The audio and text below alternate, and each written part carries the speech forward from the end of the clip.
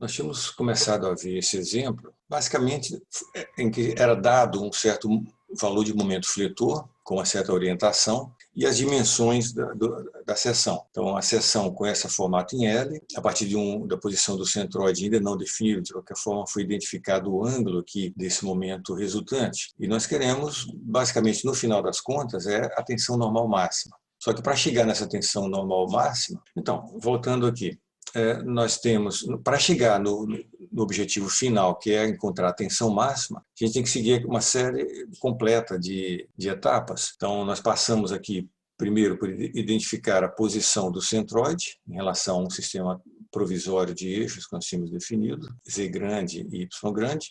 Aí, em relação a esses eixos ainda, em relação agora a esses eixos centroidais, nós fomos a identificar os momentos de inércia, então, os dois momentos e ainda o produto de inércia, já que esse par de eixos aqui esses eixos aqui não são os principais, né? Mas primeiro nós encontramos os momentos em relação a eles e depois fomos para outra etapa que era de rotacionar e identificar esse ângulo θ1, que identifica a direção principal de inércia Y e Z.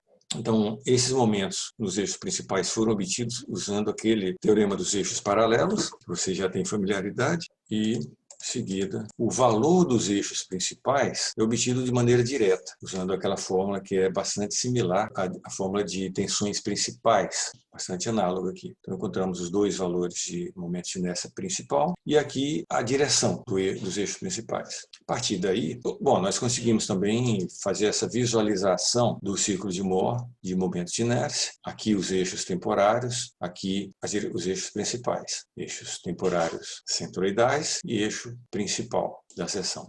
Então, a partir daí nós temos tudo sobre a parte da geometria da seção, que é um trabalho em paralelo, independente do outro trabalho que é sobre carregamentos, esforços e tensões. Então, do lado aqui de esforços que a gente tem, foi dado esse momento, esse M preto aqui, o momento resultante. Foi dada a orientação dele em relação a esse eixo horizontal, esse delta aqui. Só que o que nos interessa são as componentes desse momento nas direções principais de inércia. Então, nós temos que somar ângulos aqui, subtrair, etc., para identificar qual é o ângulo entre esse momento e o eixo Z e o ângulo entre esse ângulo beta entre o momento e o eixo Y, para encontrar as duas componentes do momento, que são essas aqui. Então, esse ângulo beta aqui é que é dado dessa forma. Em relação a esses eixos principais, é que nós vamos encontrar a linha neutra, esse ângulo alfa aqui. Então, basta pegar as expressões desenvolvidas antes, os dois momentos de inércia principais, as componentes do momento fletor nas direções principais. Coloca aqui, nós temos esse alfa, que é medido a partir do eixo Y, dessa forma aqui. Próxima etapa. Bom, dessa informação, nós vamos tentar identificar o ponto mais distante da linha neutra, que aparentemente deve ser ou o 5 ou 3. Como o momento está para cá, é de se supor que essa aqui vai dar a maior tração e esse aqui a maior compressão, sendo que dos dois, a gente pode até pressupor aqui geometricamente, mas fazendo os cálculos, vai se verificar que esse aqui é o maior valor em módulo, no ponto Q5. Então, o que precisa é identificar as coordenadas desse ponto Q5 de novo em relação ao sistema principal. Então aqui que a gente usou uma forma matricial já direto para converter componentes de um ponto em relação a um sistema em relação a outro sistema em que ambos são relacionados por uma rotação plana em torno do eixo perpendicular. É colocado aqui. Então colocando as coordenadas YZ em relação a esse sistema centroidal aqui, nós vamos obter as coordenadas em relação a esse sistema. Dessa maneira aqui. O que vai dar, nesse caso, isso aqui. Tendo essas coordenadas, a gente pode trazer para aquela fórmula de flexão oblíqua, simplesmente trazendo todos os valores no sistema principal de coordenadas. Colocando aqui, etc., nós vamos obter esse valor aqui, uma compressão 23,5 megapascal, naquele ponto Q5. Esses cálculos podem ser repetidos para outras posições e feita uma tabela, etc. Alguma dúvida até esse ponto? Nós vamos voltar aqui a uma situação agora, que não é só que nem aquela ali, flexão oblíqua, uma situação em que a geometria é mais simples da seção, mas nós temos um carregamento realmente combinado. Então, essa combinação flexão e torção, e tração também, né? Então, novamente nós vamos usar aquela situação em que a gente pode usar o princípio de sobreposição dos efeitos. Nós vamos considerar que no efeito do esforço normal, o estado de tensões é dado dessa forma, o efeito do momento fletor, a tensão é dado dessa forma aqui, e o efeito do momento torsor, a tensão é dado dessa forma aqui. Então, se você aplica individualmente o esforço normal e essa tensão aqui é elástica, linear, ainda está na faixa elástica. O efeito do momento fletor gera essa tensão, também é elástica. Se o efeito do momento torsor gera uma tensão elástica, e se a sobreposição disso aqui também resultar num valor na faixa elástica, então a gente pode sobrepor isso aqui.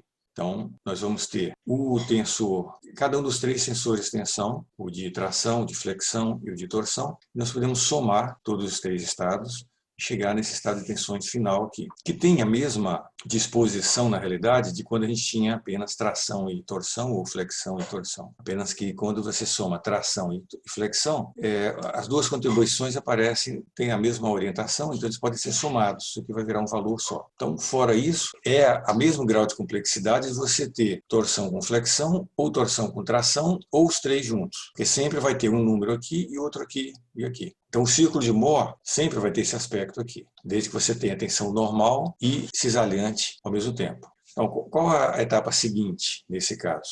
É encontrar alguma tensão equivalente. Poderia ser pelo critério de von Mises, mas aqui eu estou exemplificando com o critério de Tresca, que dá tensão cisalante máxima. Então, inclusive, visualizando aqui do ciclo de Mohr, a gente vai ver que a tensão cisalante máxima é aquela associada a esse raio maior aqui, que é associado ao plano x-θ, esse próprio plano tangente aqui, em qualquer posição dessa seção tubular.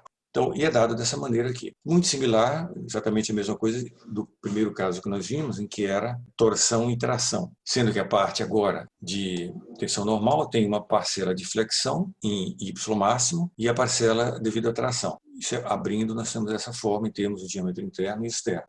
E para a torção, aberto fica dessa maneira aqui também. O critério de Tresca em si, tensão cisalante máxima. Então, solicitante tem que ser menor ou igual a essa tensão de início do escoamento cisalante. Ou a gente incorpora igualdade com o coeficiente de segurança. Se a gente substituir esses três detalhamentos ali, nós vamos ter uma expressão completa para o cisalhamento máximo solicitante, dessa maneira aqui. Um caso muito mais comum em que você não tenha ou não leva em conta a tração. Por quê? Porque boa parte das vezes, quando você tem flexão e torção numa seção, as tensões devidas aos esforços normais são muito pequenas comparativamente com aquelas de flexão e torção. Então, muitas vezes você pode ignorar. Então, você fica com uma expressão dessa que tem uma série de vantagens em termos de cálculo, principalmente em dimensionamento. E, por exemplo, se você não tem esse esforço normal, você pode fazer uma série de simplificações aqui, até que chega. Aí os momentos de inércia fica o momento de inércia e o momento polar de inércia, mas eles são relacionados. I, o J é igual a 2 vezes I, ou I igual a metade do J. Então você pode substituir esse I aqui por J sobre 2. E isso permite que você chegue numa simplificação dessa, que é muito interessante. Você tem aqui raiz quadrada da soma dos quadrados do momento fletor e do momento torsor. Isso aqui é um momento resultante, que está fora desse plano aqui, que está nesse plano da direção axial e transversal. Esse momento resultante está nesse plano, então ele é uma coisa, digamos, estranha de visualizar. É diferente daquele momento resultante do caso de flexão oblíqua, em que você tinha uma componente de momento em Y e outra em Z, e o momento resultante estava no próprio plano da seção. Esse aqui é outra coisa, ele está num plano que é fora da seção. De qualquer forma, esse momento resultante, ele gera a tensão cisalante máxima solicitante, facilita muito os cálculos. Claro que isso aqui tudo só serve para a seção circular, essa forma de calcular tensões cisalentes de torção, porque aqui nós estamos usando a fórmula de torção, que é específica para isso, seção circular. Para a seção não circular, você tem que buscar uma outra expressão, alguma outra maneira de chegar na tensão. Então, se você tem torção com flexão, você iguala isso aqui, σe sobre 2n, abre isso. Lembra que aqui tem diâmetro interno e externo. Aí você passa a ter um polinômio de grau 4, em termos do diâmetro externo e do diâmetro interno. Para a seção maciça, o DI é 0, você chega numa expressão fechada aqui para o diâmetro externo. Se for o eixo vazado, você pode arbitrar uma relação entre o diâmetro externo e o interno, coloca aqui, elimina, por exemplo, o diâmetro externo e vai ficar com uma forma fechada para o diâmetro interno, para um dado valor dessa relação aqui. Então, de toda maneira, você faz o dimensionamento. Vamos fazer um exemplo. Esse problema aqui é um problema clássico. Você tem esse suporte gastado aqui em A, uma força na direção Z, aqui, essa parte na direção Y, essa em X, essa força em Z. Então é bem simples de calcular esses momentos aí, tem as dimensões e tudo. Claramente, nós queremos aqui o coeficiente de segurança, usando o critério de Tresca, dado um diâmetro uniforme, maciço aqui. Nós vamos fazer os cálculos, é bom que se preste atenção, agora que você já tem condições de enxergar isso, nós vamos fazer os cálculos ignorando concentração de tensões, que vai acontecer onde? Aqui, aqui e aqui. Nós vamos ignorar a concentração de tensões. Significa que esse coeficiente de segurança aqui tem que ser visto de uma maneira mais conservativa, porque não está levando em conta. Ele vai ter que incorporar o efeito de concentração de tensões, ele vai ter que superar isso. Mas então vamos trabalhar de maneira nominal apenas. Como isso aqui não deixa de ser uma estrutura em balanço, todos os esforços se dirigem para essa base aqui, então aqui deve estar a seção crítica, se a gente ignora as concentrações de tensões outras, né? Então aqui deve estar a posição dos máximos esforços. Então a gente pode fazer um corte aqui. Bom, primeiro a gente pode, por exemplo, indicar as reações e globalmente identificar essas reações, que no caso são essas aqui. Problemas que são bidimensionais ou tridimensionais, a maneira mais segura é você indicar todas as reações. São apenas 6, né? São 3 reações de força e 3 de momento.